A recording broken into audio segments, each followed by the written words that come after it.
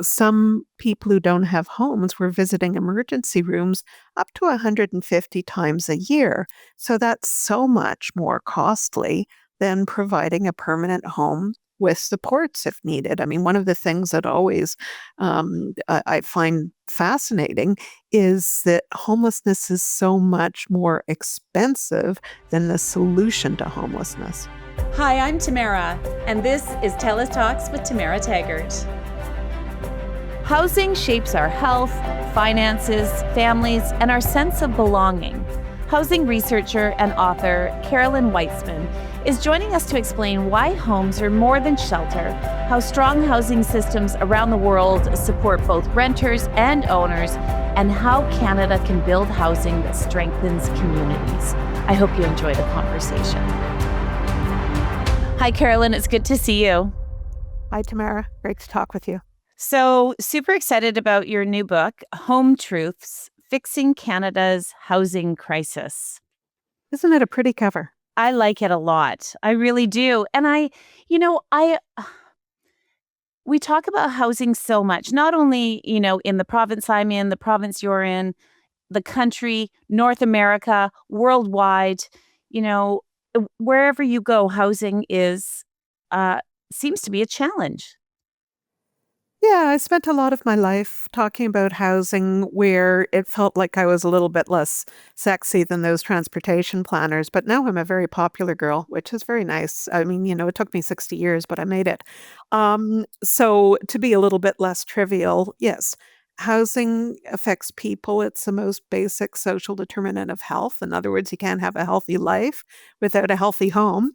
And it's becoming harder and harder to find affordable housing close to jobs and services, particularly in the lower mainland of BC and in throughout Ontario, but particularly the Greater Toronto area.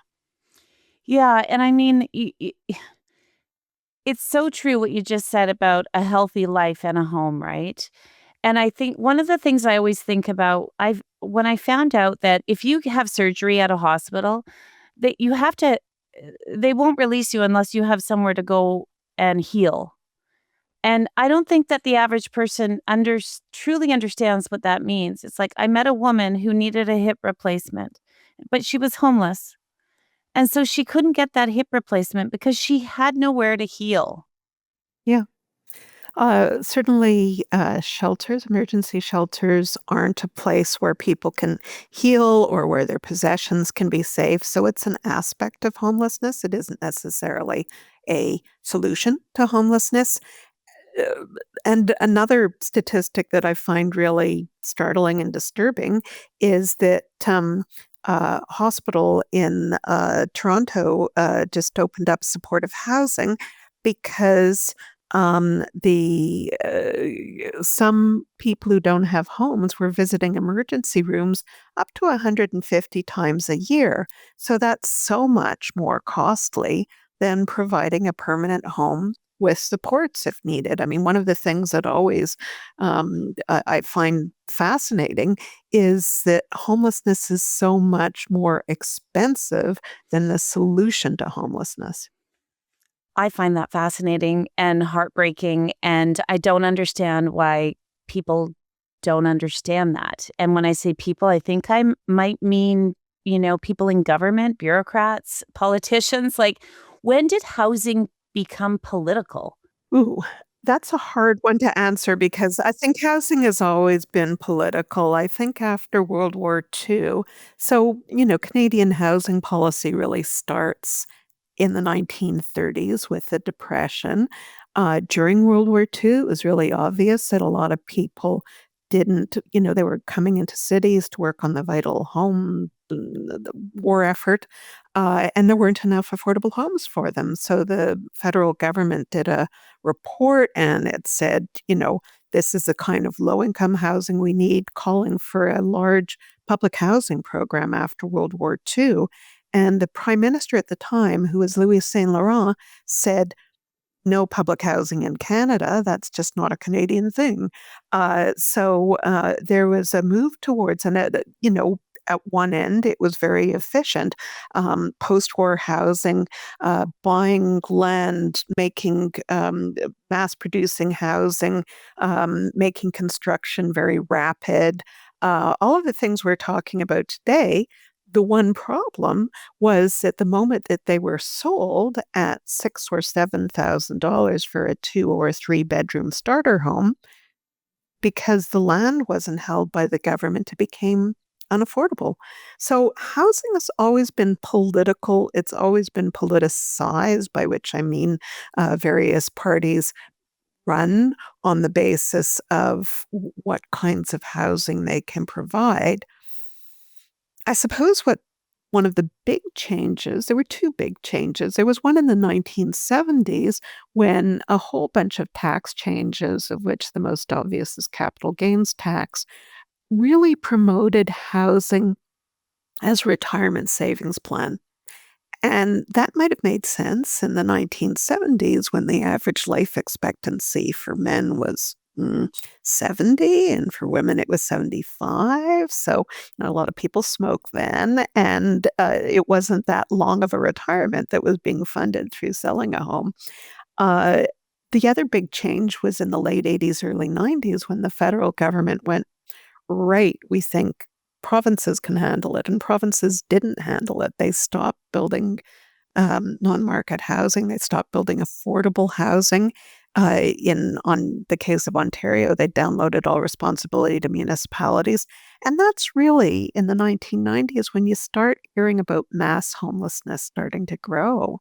So two really political decisions made 2 decades apart a long time ago has left a whole generation of Canadians missing out.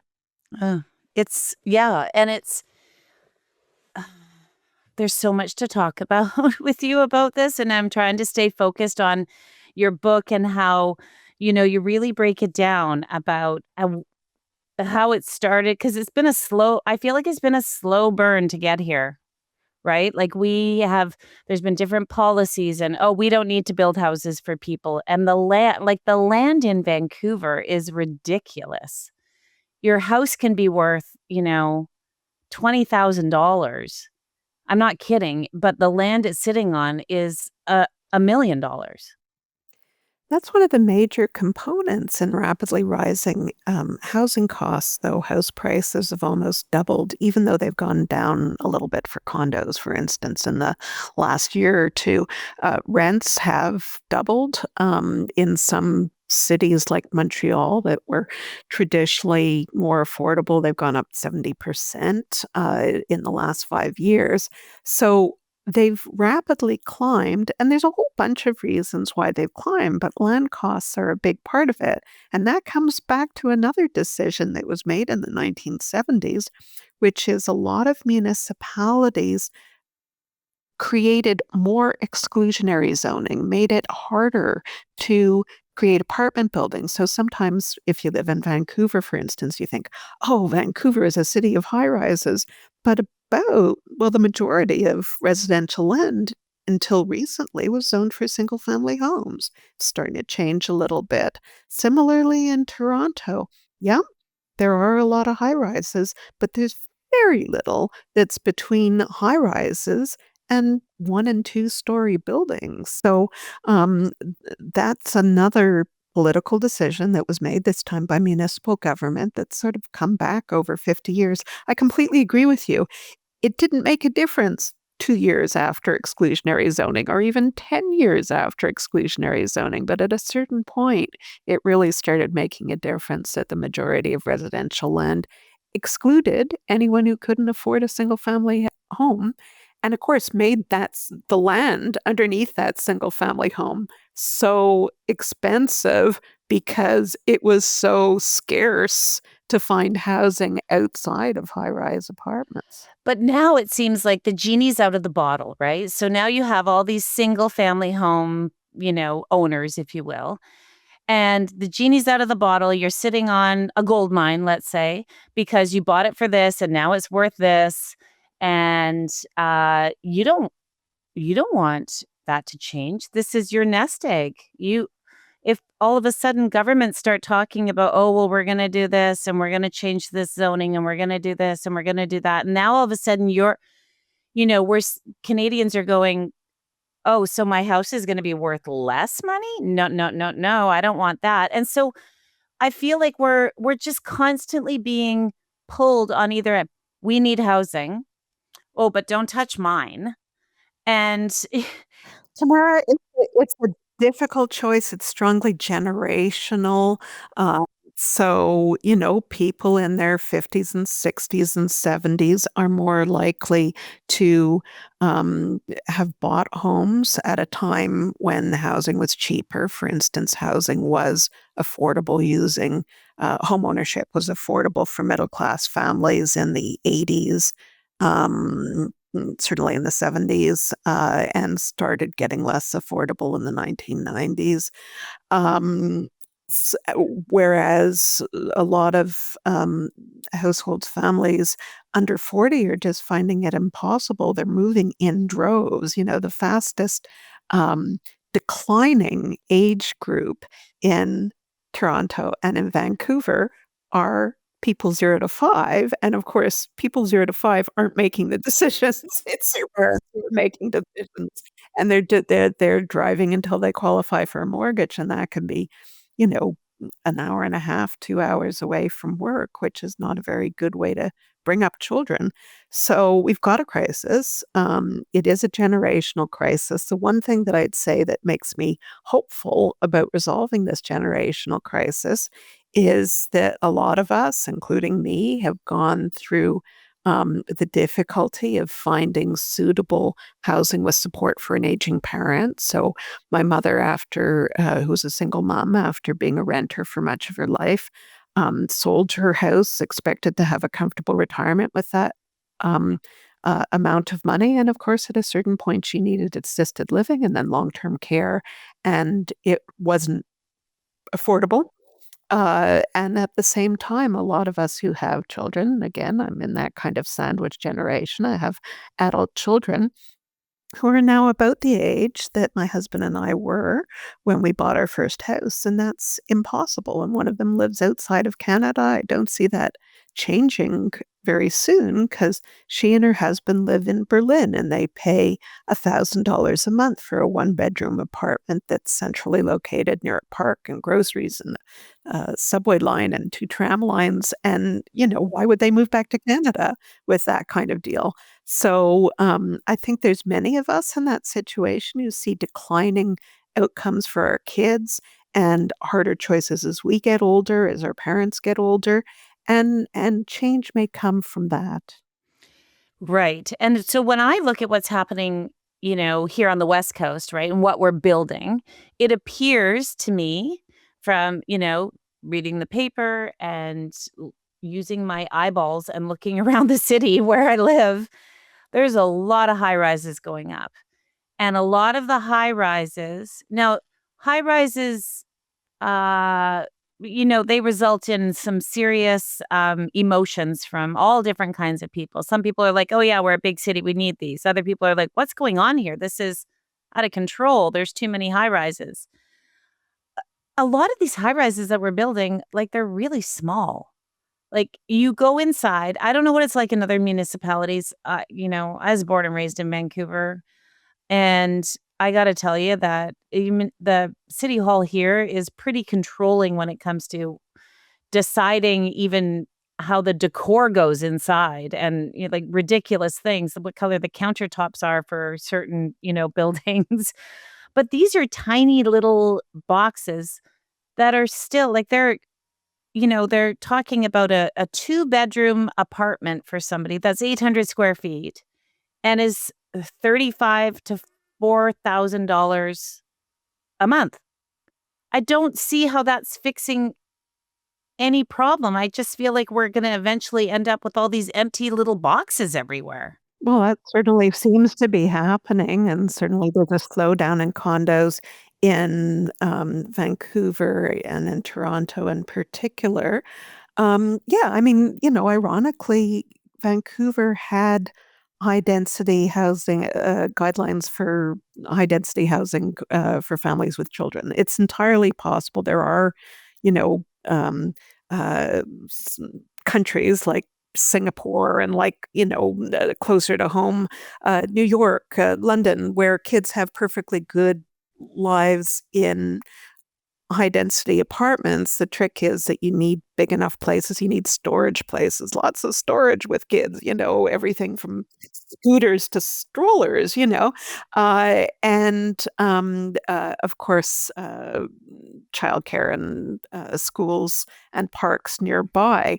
I think that Vancouver's gotten it actually overestimated how much uh,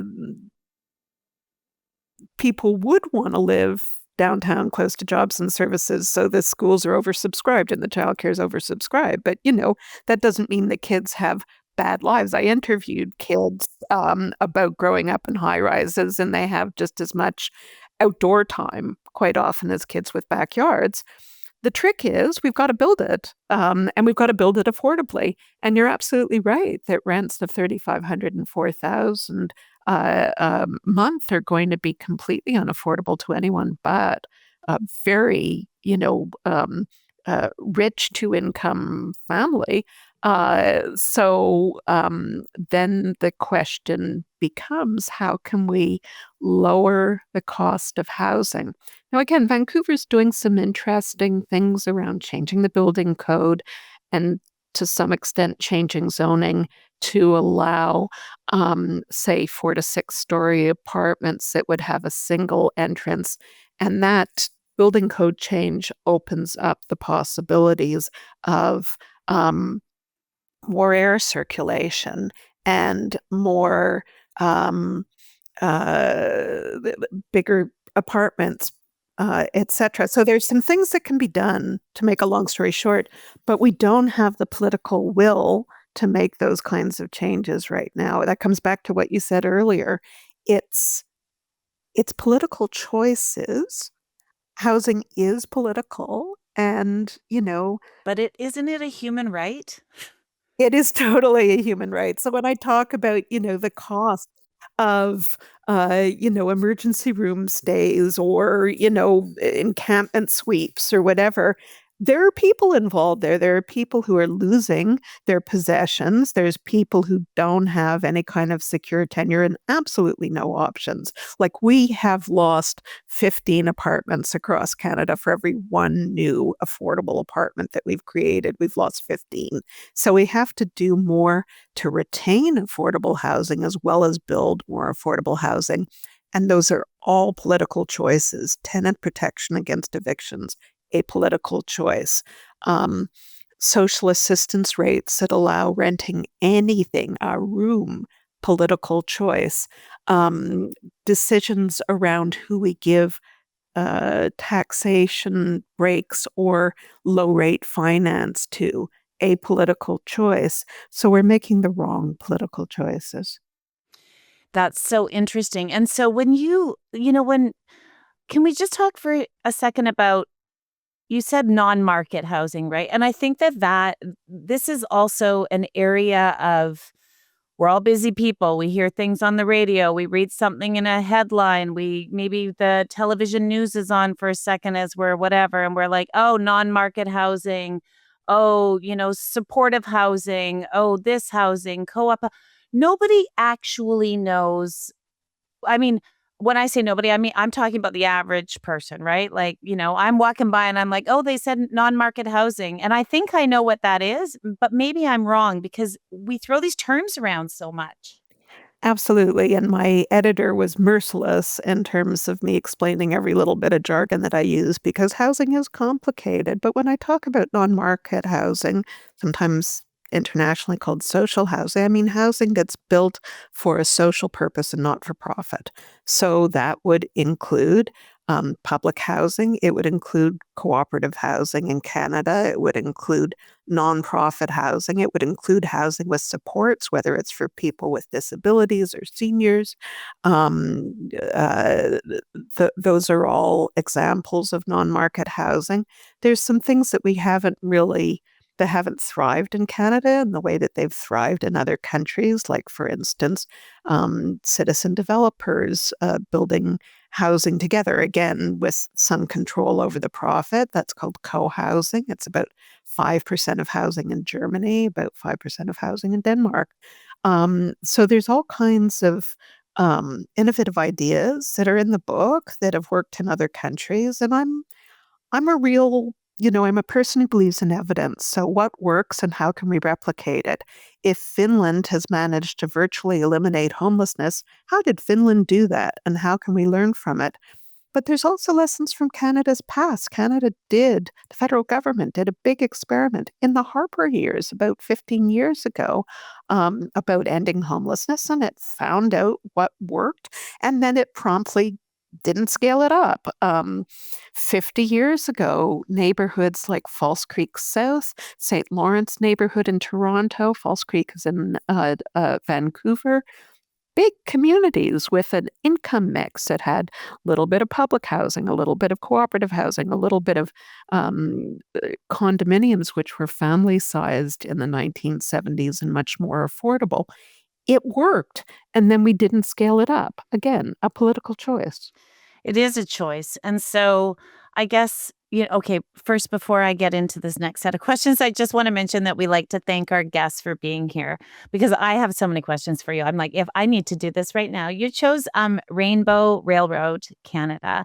So we asked our guests to choose a registered Canadian charity, and we will make a gift in your name as a thank you for you being here, Carolyn. So thank you for choosing Rainbow Railroad. We really appreciate it. Do you have a top 3 countries that you think are doing well with housing, or? Well, no country's perfect. And unfortunately, at the moment, Finland has a government that is actually throwing some of the self-funding finance mechanisms are a little bit threatened in Finland. Having said that, the book uses examples from Germany and Denmark and Austria and France and Singapore and Japan. And, it kind of depends on what you're looking at. Japan has really simplified zoning. I love it. I love the way they think about zoning. I'm such a wonk. Um, uh, France has really great ideas about how to fund non-market housing, and also, because it's France, builds all this architecturally award-winning gorgeous. I mean, it isn't just about the most basic housing that you make it unpleasant on purpose so people will move out. When I was in Paris, I was at a former military barracks that was turned into housing for families and students and has this interior park that's so popular in the posh neighborhood that it's in, and it's just added so much to the neighborhood. So we can have beautiful non-market housing. That's really important. What is the bright side of all of this for you? Well, I just see so many examples of lives being positively transformed by good housing. I think I start my book with an example, and with your permission, Tamara, I'm going to give that example. So I was in BC a couple of years ago, and a project called Kekekielk, which is run by a Métis organization for kids who've aged out of care, Indigenous kids who've aged out of care, very high risk for homelessness. And the building was relatively new, and it was in Kamloops, I should mention. And the thing I loved about it was that there were 26 apartments for young people aged 18, that's when they age out of care, to about 26. And there was housing for elders.